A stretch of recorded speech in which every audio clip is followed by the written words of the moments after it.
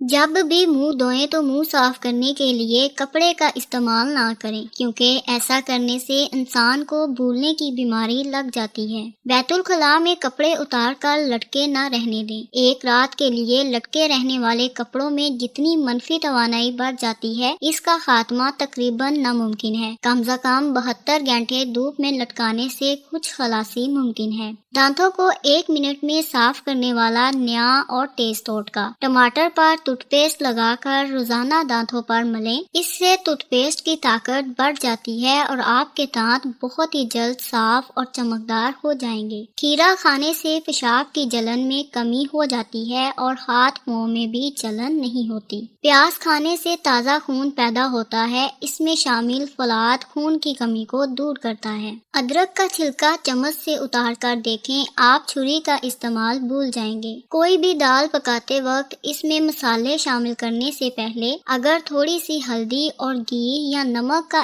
1 چمچ ڈال کر کچھ دیر پکا لیا جائے تو بالکل منفرد اور ذائقہ دار دال بنتی ہے۔ موم بتی جلا کر چولہے کے قریب رکھ دی جائے تو کھانے کی خوشبو کچن تک محدود رہے گی۔ ہچکی روکنے کے لیے 1 سبز الائچی اچھی طرح چبا کر نگل لیں اور فوراً ٹھنڈے پانی کا 1 گلاس پی لیں، ہچکی بند ہو جائے گی۔ ٹوتھ پیسٹ چھالوں پر لگانے سے چھالے ٹھیک ہو جاتے ہیں۔ سردی جانے کے بعد جب کمبل یا گرم کپڑے الماری میں رکھیں تو ان میں رکھے رہنے کی وجہ اکثر بو آتی ہے جو دھلنے کے بعد بھی نہیں جاتی، تو اس کے لیے ان کے ساتھ پرفیوم کی خالی بوتلیں رکھ دیں۔ اب جب بھی آپ انہیں نکالیں گے تو اچھی سی خوشبو آئے گی۔ اگر آپ چاہتے ہیں کہ کپڑے استری کرتے وقت وہ جلدی استری ہو جائیں تو یہ ٹوٹکا آزمائیں۔ جب بھی کپڑوں کو دھوتے ہیں تو سوکھنے کے بعد انہیں ایسے مت پھینکیں، بلکہ انہیں استری کر لیں۔ اس سے یہ جلدی استری ہو جاتے ہیں کیونکہ ان میں تھوڑی تھوڑی نمی موجود ہوتی ہے۔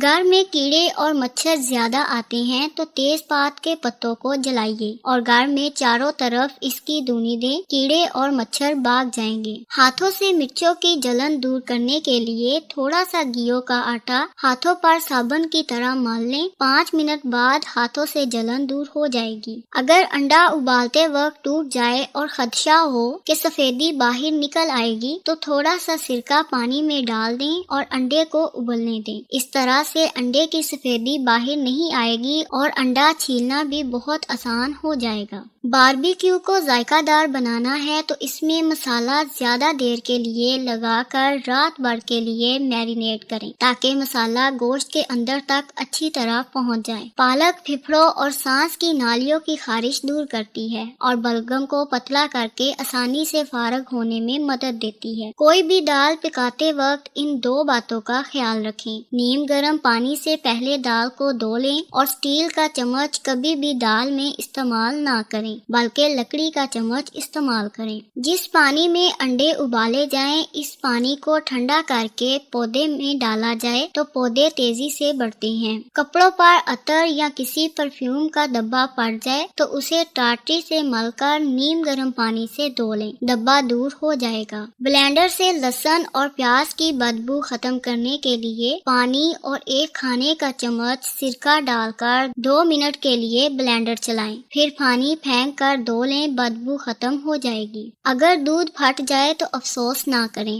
بلکہ پھٹے ہوئے دودھ سے کھویا بنا لیں اور اس وقت استعمال کریں جب کوئی میٹھا بنانا ہو، یا پھر آپ پھٹے ہوئے دودھ سے آملیٹ بھی بنا سکتے ہیں۔ اگرچہ یہ سچ ہے کہ کافی میں صحت سے متعلق بہت سے فوائد ہوتے ہیں، لیکن خالی پیٹ کافی پینے سے درجہ ذیل نقصانات ہو سکتے ہیں۔ ہاضمے کی تکلیفیں جیسے گیس، متلی اور بد ہاضمی یہ حاملہ خواتین کے لیے نقصان دہ ثابت ہو سکتی ہے، اس لیے انہیں خاص طور پر اس بات کا خیال رکھنا چاہیے کہ خالی پیٹ کافی نہ پیئیں۔ معدے میں خوراک کی عدم موجودگی کی وجہ سے کافی پینے سے معدے کو نقصان پہنچتا ہے۔ ہر صبح ناشتہ کرنا مشکل کام ہے، لہٰذا کافی پینے سے پہلے لازمی کچھ کھا لیں یا پھر اپنے ناشتے کے ساتھ ہی کافی کا کپ پی لیں، لیکن خالی پیٹ بالکل نہ پیئیں۔ زیادہ پیاس لگے تو ککڑیاں کھائیں، پیاس کسی صورت نہ بجھے تو دودھ کی کچی لسی بنا کر 2-3 گلاس پئیں، پیاس ختم ہو جائے گی۔ اگر آپ کو یہ ویڈیو پسند آئی ہے تو لائک کریں، شیئر کریں اور نیکسٹ ٹائم کے لیے چینل کو سبسکرائب کر لیں تاکہ ایسی مزید ویڈیوز آپ تک پہنچتی رہیں۔ ویڈیو دیکھنے کے لیے بہت شکریہ۔